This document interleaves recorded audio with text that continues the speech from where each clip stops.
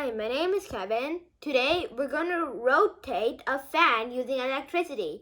You will need a motor, the fan blade, one tree snap wire, battery, switch, and 4 2-snap wires. So first, get your battery and put it somewhere here in the grid, like here. Then, get your motor and put it next to the battery like this. Now, get your switch and put it to the other side of the battery like this. Now, get your tree snap wire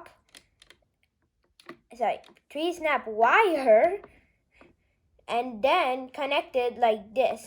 Now, get your 2 snap wires and connect the gap between the battery, motor, switch, and tree snap wire. Last snap. Boom. Okay. Now, get your fan blade. This has some knobs in them, and these empty places are for the knobs to fit in. Here we go. Now, lastly, turn it on. Now it's the motor blade is spinning. So, this happens because this is the battery, and then it passes to the first 2 snap wire to the motor, then to the second 2 snap wire, and then to the 3 snap wire, the third 2 snap wire.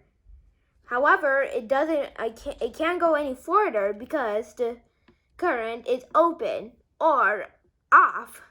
So that's why the fan is not spinning. However, if you make the current close or turn it on, then the current here can manage to pass through the switch and back to the battery, making the part of this spin and forcing the fan to move the air around the fan. Let me show you one more time.